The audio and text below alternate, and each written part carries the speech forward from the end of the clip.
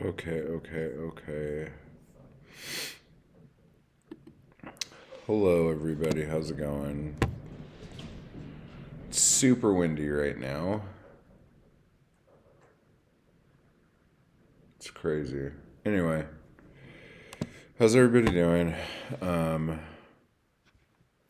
things are what they are. I'm late. It's fine. Mindy, hello. How's it going?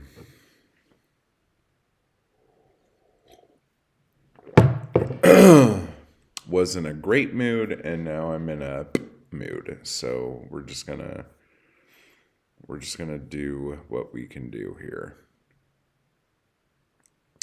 I'm going to be going over some of the books I've been reading, and we can talk about those. And then probably out of these, Nikki Jam, hello. Out of these, there's probably some like takeaways that I would want to talk about. Happy New Year to you too. Did you do anything fun? Tell us what you did. And we could go over that if you guys want and talk about what you guys want. But anyway, so there were a couple books that I've been dipping in and out of over the last few weeks anyway. So we could probably start with those. So let's make me super tiny. There we go. And then we will start looking at these. Okay, so obviously this guy here, the art spirit, is one that you guys know I've been dipping in and out of. And again, this book is great and has great parts. If you are a portrait painter or a landscape painter, there are going to be like specific parts in here that are really helpful and amazing to you. But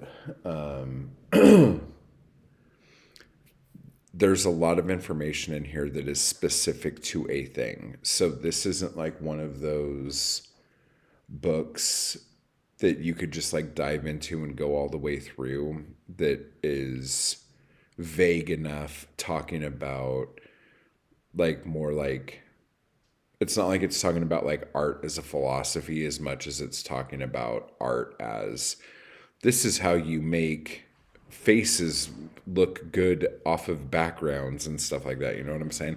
But there are awesome little bits in the book, especially the first letter to the students is really, really good.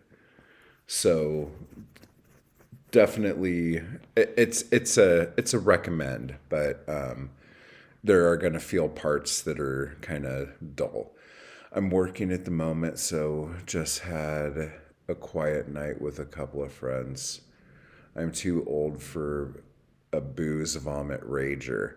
But like you do the booze chill rage without the vomit, like on the daily. So that's good. So that's cool. Anyway, yeah, I didn't do a lot. So anyway, so this book is a recommend for sure. And then what else do we have here? I finished this one the other day too. We're gonna drop him right there. Okay, so I love these little Taschen books. I can't praise them enough. If there is an artist that you're interested in that you don't know a lot about, picking up these like really inexpensive Taschen books are amazing. I can't sing the praises of these enough. It's it's better than Wikipedia, but it's not like a super in-depth study of anyone's work. but I have a ton of these. Like whenever I'm at the Tashin store in LA, like I'll just pick one of these up just because like they're cool to have and they're an awesome size. But a lot of just like random little shops will end up having a bunch of different ones of these. There's actually quite a few of these books on some of the more famous Japanese painters over the centuries that I'm going to start picking up. They're just super cool. So, and they also have these about specific movements, which we will probably be getting into a lot more. My kid got a Taschen book for Christmas. Didn't know they had photography ones, but it's pretty good. Yeah. No, they. Oh wait. Oh yes, the steady stream of low-level alcohol is the way to go for real. No, they have them on every kind of art. They're great. I love them. They're so cool. Let's see. What else do I have here? We'll go to this one next. So David Lynch's Catching the Big Fish, meditation, consciousness, and creativity. This book is amazing, and it's written in a very sparse, to the point way. I kind of stayed away from this book for a long time after it first came out because I thought it was going to be more of what I've heard his talks on transcendental meditation were, and not so much on art, but or creating in general. This is way more focused on creating and how to get ideas and how to harness the ideas and stuff like that. I was just way more under the impression that it was going to be him talking about like, this is how I cross my legs. This is how I, like something like that. But it's not like that at all. So I dip into this like every so often throughout the year. Like maybe like I'll do. This is one of those books because it's so short and so easy to digest that when I read this, I'll read it maybe like 3 or 4 times during a period of time and dip in and out of. So, if you haven't picked this book up yet, this is definitely one to grab. And then, I'll do this one real quick too, just because we were talking about the Taschen books. The Mondrian Taschen book is great. It's another one of my favorites to just dip into when you're not doing anything and just going over a section. Mondrian stuff's great too. So anyway, so that is that. But the books that I've been reading at the moment, this one was this took me a while to get through. This was kind of a heavy book. Not a heavy book, but we'll talk about why. So, Art is Life by Jerry Saltz, winner of the Pulitzer Prize. Icons, iconoclasts, visionaries, vigilantes, and flashes of hope in the night. Okay, so for those of you who don't know, Jerry Saltz is a art critic. Kind of a legend. He is more of a art critic that anybody could read. He's not completely up his own ass. And I remember we talked about this, I think last week when I was reading it, that when you read people critiquing art, a lot of times it for me, it feels like you're walking into a room and then you're accidentally seeing somebody, like, and it's like, oh, I shouldn't be seeing this, but they want me to see them. It's weird. And I still feel that way. But there's a lot of, like, when he starts talking about himself and why certain pieces of art speak to him, that's when he starts to sing, and his art is coming out. Like, there's a great, and it's basically, there's the first part of the book, which is really good, talking just about what he thinks art is and all this other stuff. And then the book is just a collection of his art reviews over the years. And some of the greatest stuff in the book is when COVID's happening. And him and his wife, Roberta Smith, who is like one of the greatest art critics in the world, they're going to the last gallery that is open before shutdown, and how, like, their lives are going to change and they don't know what to do. And it's just, that was great. And then once, like, lockdown happened, how he was able to consume art and how important Instagram, like, played in his life at that moment. And then there's this great Warhol piece he wrote in there. There's an amazing thing on Jasper Johns that made me, like, really have a different view of Jasper Johns than I ever have. There's just so much cool shit in this book, and because it's just of a bunch of different things.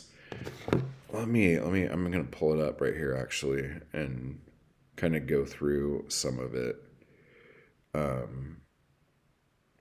because it's, oh my god.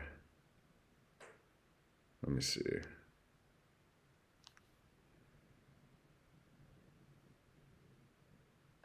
Come on, guys. Okay, so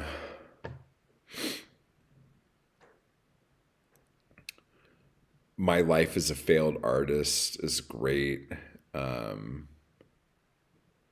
Oh, and then just talking about the different stages of the art world over the last, like, 25 years is really interesting. Like, hearing about when people thought the art world was going to end, like back during, like, 9/11 and George Bush and all this other stuff. And then there's this also amazing thing he did about George Bush's paintings, which is just crazy. But Alice Neal, let me see. Uh,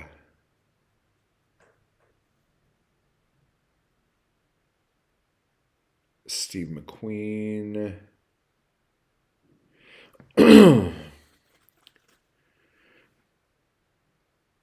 Non Golden. There's a lot about, and it's kind of cool to see the progression too of, like, galleries and museums that have like a lot of representation, not a lot, but how women become more represented in the galleries and museums as time goes by.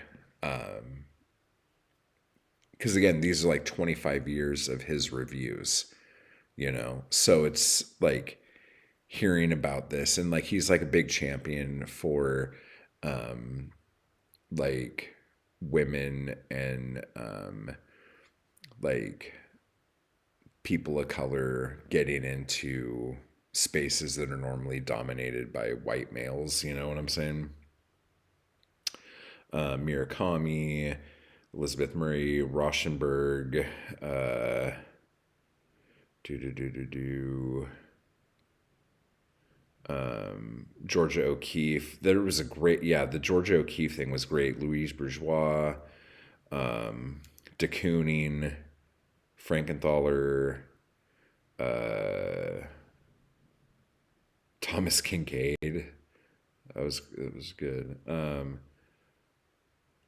Let me see. There's just so much good stuff. Philip Guston. Yeah, Philip Guston. That's somebody else that like I have just been like, and I have a total new appreciation for. Um,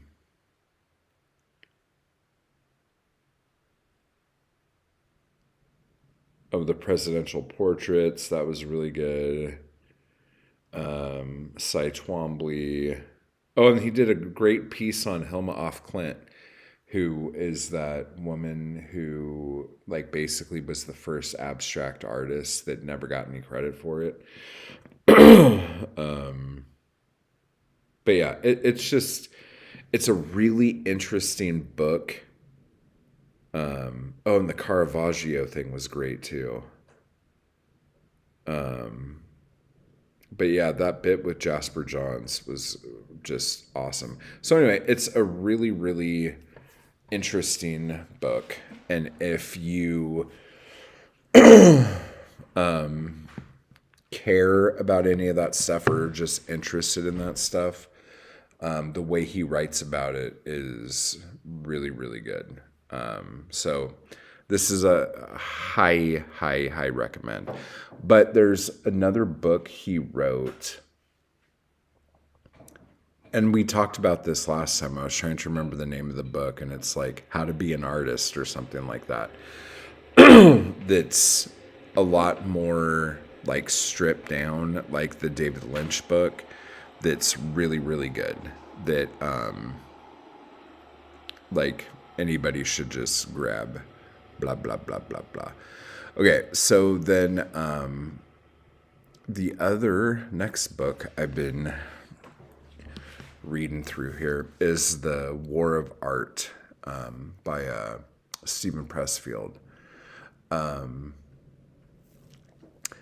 This book is actually a lot better than I thought it was going to be.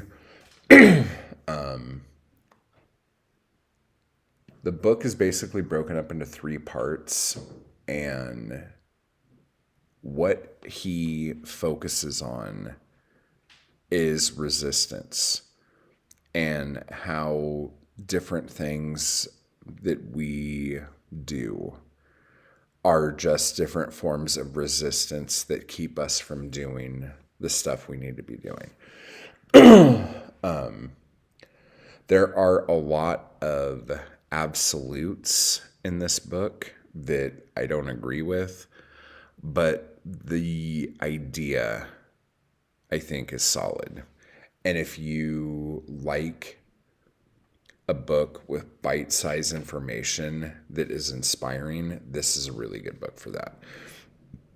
I'm trying to think of other things about it that we can dig through. I think this is one of those books that I would do individual videos on based on the things that it's talking about.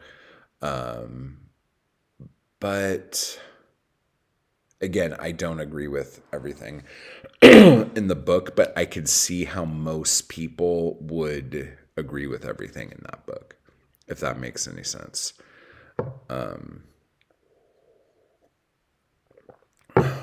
I feel like there's a lot of books out there that play on the fears people have of like not doing the thing. And instead of, to me, focusing on how to do the thing, if they play on your fears, like you can't do the thing, and this is why you can't do the thing. So just tackle this thing that's holding you back, and then everything's fine. I think that's where I get a little annoyed. It feels a little manipulative. But I think a lot of people respond well to that. And that's why books like that do really well. It's why YouTube videos like that do really well. You know, like as soon as someone makes you feel like there's something wrong with you, and if you don't watch this, you won't know what it is.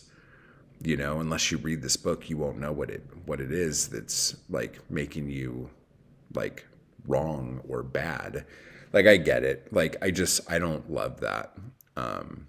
I think, especially in the beginning of this book, I understand why the first section of this book is set up the way it is, but this in particular, if the, I don't know, I don't want to say anything bad about it because it is a good book. But when you walk away from something and the first things that come to your mind, because I haven't ever, like, since I read this book, I haven't been, okay, what is the first thing that comes to my mind? But as I'm like thinking back to it, I'm thinking of like the fear it puts in you and the what you don't have that it puts in you. And that's interesting because the whole idea of this book is how to not be like that. So that's really interesting. But this is another one of those books that's like the biggest problem you're going to have is sitting down and doing the work. So if you could get past that, the rest of this book is meaningless. But that's any like book on how to create anything. Like you have to actually start creating something, you know. Ass in chair, hands on keyboard. But it's a good book. It's a good book. I don't know. I don't want to like freak you guys out about the book or anything like that. Because like I'm actually wanting you guys to read this book. Now I'm not going to say this out loud, but I am, and I'm doing it right now. So I already went back on that word. A lot of these books you can find for free online as PDFs or on platforms such as this in audio. Just throwing that out there, guys, in case that's something you're interested in. I'm not telling you which ones you can find for nothing, but I'm throwing that out there for you in case you're interested. And then the last book that I'm reading, and I just started this the other day, and it's great. Ninth Street Women, Lee Krasner, Elaine de Kooning, Grace Hartigan, Joan Mitchell, and Helen Frankenthaler, 5 painters and the movement that changed modern art. So this book is about the women in the abstract expressionist movement, the New York school, the people who were in the thick of it with the dudes. And it's really interesting. Obviously, Elaine de Kooning was Willem de Kooning's wife. Lee Krasner was Jackson Pollock's wife. Helen Frankenthaler was Robert Motherwell's wife. So there's just a bunch of stuff. And then Louise Bourgeois was in this group, but not in the group. Like she was there when all this was going on. She was hanging out at the Cedar Tavern with all of them while this was going on. Not with all of them, but back, seeing them, which is just crazy and weird. But I don't know. So I'm really excited about this book. I just started it. It's so far really great. So I will have more info on that book coming soon. But it's really, really cool.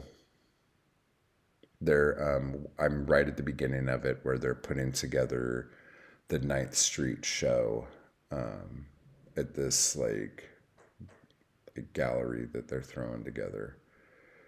It's just so weird, all the people that intersected at this one moment in history. It's crazy. But anyway, so those are the books that I have either read or am reading at the minute. Is that all of them? Yeah. So all of them are big recommends. Like if any of these books were awful, that would have been the first thing I would have said. Like, this book is awful. Don't read this book. But I've gotten a ridiculous list of books to read that from the people who are in the program I'm in right now. So that's something else we can shoot the shiz about real quick.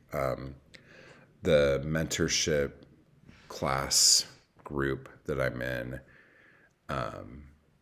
we met yesterday, and it was really, really good. The other artists in the group are kind of amazing. Like, just all the stuff that they do.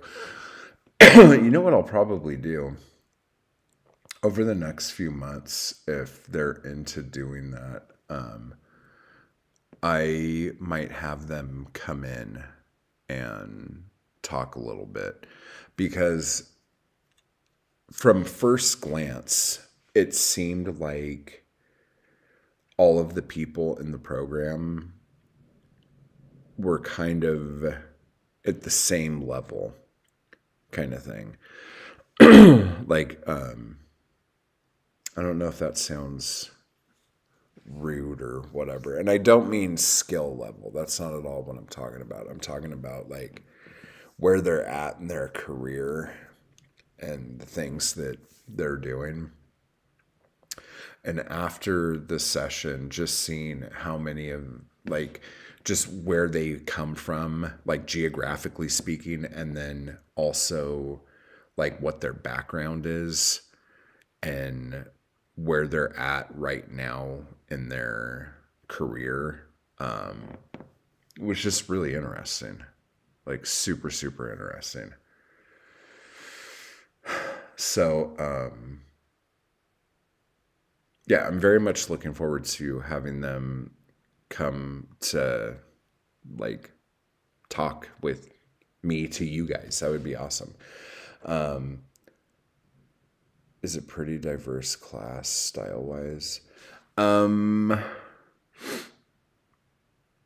wouldn't say style wise right off the bat. I think my, and I'm sure each person would say this, I feel like my stuff is the most different out of the people who are in the group.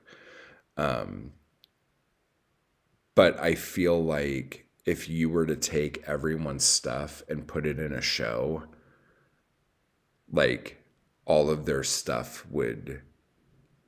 it wouldn't seem out of place together, you know? But I'm also sure that each artist in the group feels that their stuff like stands out a bit from everybody else in the group. So, but it's all like abstract expressionism. There is one woman who leans a little more into like, it feels like more neo-expressionism kind of stuff. But yeah, like as it goes, I'll be like getting into all of their work more. There's this one older woman who's into like eco stuff. And she was talking about just like using a lot of like recycled materials and stuff like that in her work. it's just exciting, like, to see all this stuff. I'm just kind of over the moon about all the stuff that I'm going to be doing in this whole thing. So I don't know. I'm really geeked out. And tomorrow is my first like one-on-one session. So very much looking forward to that. Why? What now? Hang on, guys. Someone's about to get yelled at. Who do you think it's going to be? Who do you think it's going to be? Oh, it's going to be me.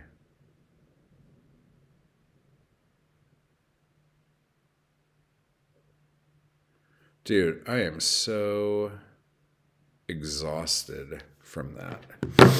Let's not even talk about it. I'm going to get mad. I'm going to get angry, guys.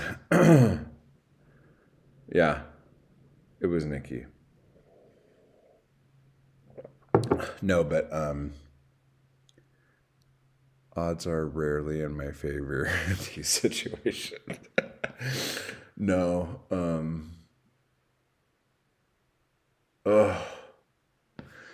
I tried a couple months ago. This is why this is annoying. I tried a couple months ago to cancel all recurring payments that come out of stuff because I'm just like, I don't need this. I don't need to do this. I don't need this. I don't need subscription services. I don't need to do any of these things. And I thought I got them all. And there's always one that sneaks in. And I'm just like, so it's on me. I'm just like, yeah, you guys know what I'm saying. But anyway, so that's what's going on. These are the books that I read. I'm going to switch this over to members for just a few minutes. I have a bunch of things I still need to do today, but I'd like to get some of that gone. So let me see, how do I do that? And maybe they've fixed the stupid way that they do it.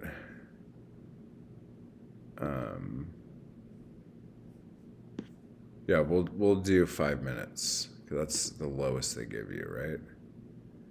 No, let's do 1 minute. Okay, cool. Boom. 1 minute. Okay, so this is going to possibly do it the right way. If it doesn't, then I guess look for it or whatever. But yeah, so I got my notebook. I did my homework last night.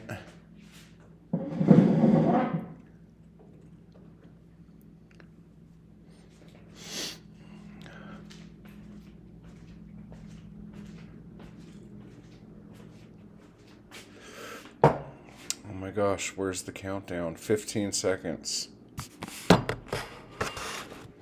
Countdowns probably don't work for you guys. I probably see something different than you do.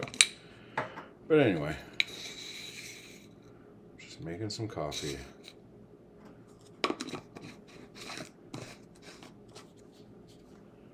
Let's see, did it work?